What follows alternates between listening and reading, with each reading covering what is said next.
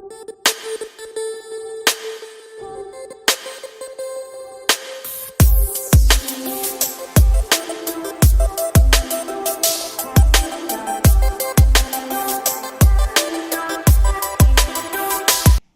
YouTube, welcome back. I'm the Apex Kid. Today we're going to be talking about calories. What really are they? Now everyone's heard of a calorie, but how many of you actually know what it is?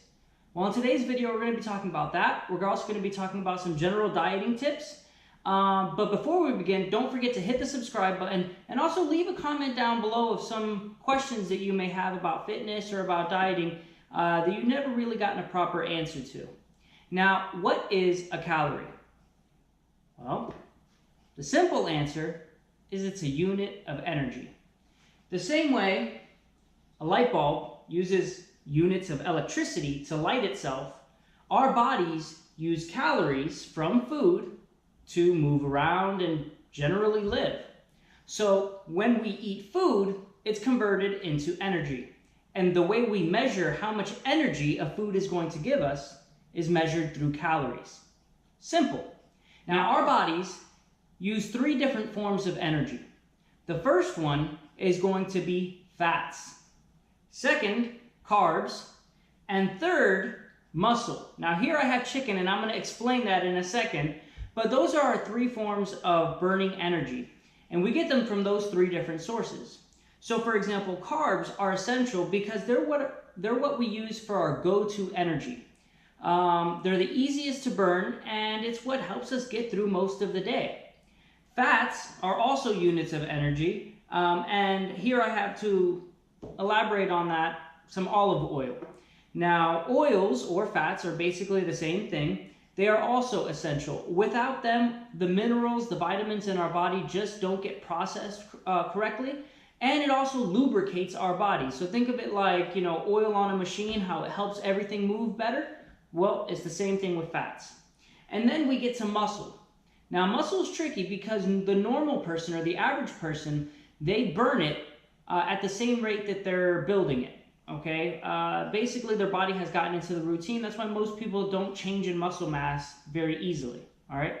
Now, the problem with it is we don't just eat pure muscle. We eat protein, and that's what muscles are made out of, proteins. So when our body breaks down our muscle, it breaks it down into proteins, and then we eat proteins and it goes and builds the muscle back up. So those are the three different forms of energy. Now, why are they all important? Well, like I said, without protein, you can't build muscle, which means that if you're working out and you're not getting enough protein in your diet, you're going to be sore a lot longer. Now, proteins you can generally find in meats such as chicken, steak, beans, even a lot of vegetables do have protein in them. But the important thing to remember about protein is you want lean protein, because most proteins still have some amount of fat in it. And unfortunately, a lot of these meats that do have fat in it, it's not good fat. So you want to try and find lean meat and good fat. And we're going to talk about that next. Fats. There are two different types of fat, okay? One of them is good for you. One of them is absolutely horrible for you. So the stuff that you get at your fast food restaurants, that's horrible fat. Good fats can be found in fish, olive oil, walnuts, peanuts, things like that have good amounts of fat. And again, those help you to lubricate your joints, and it helps to transfer all of the minerals and vitamins throughout your body. Now, the last thing that a lot of people cut back on is carbs. The problem with most carbs that we eat today, especially in America, is that they've been bleached or they've removed all of the fiber from them. Believe it or not, carbs are really, really good for you if you're consuming it with the fiber. For example, brown or wheat bread, it's good for you because it still contains the fiber. Now, if you remove that fiber, then you get that generic white bread that you would normally get. Same thing with pasta, potatoes, as long as you're getting the skin, that's where all the fiber lies in the potatoes. Now, obviously, the most important thing to remember when taking any dietary advice is anything in excess is going to be really bad for you, okay? Protein in excess, carbs in excess, and fats in excess are all bad, all right? Everything in moderation. Now, that doesn't mean for everyone that everything is the same. A good example of that is allergies. I may say that chicken is good for you, but what if you're allergic to chicken? So it's not a universal rule that everything goes by. These are just general advice and general tips, okay? You know your body best. Consult a doctor if you're really serious about dieting. These are just to give you some ideas about where your energy comes from and why your body's doing the things that it's doing. Now, again, the biggest problem with carbs is we eat it without the fiber. So it basically transfers straight into sugar. Sugar converts into insulin, and then the insulin is stored as fat. And that's why us, for example, me, I'm from Puerto Rico, and we eat a lot of white rice. Well, that's the biggest problem. If we were to eat brown rice, which is a lot harder to cook and doesn't taste as good, then we would be a lot leaner. So the biggest thing to remember when it comes to dieting is if it comes from a farm or if it comes from nature, that's normally a good tip. If it comes from a factory, then normally not so much, because they normally remove the fiber, they remove the good stuff from it and just pump it full of sugar, pump it full of fat to give it some flavor.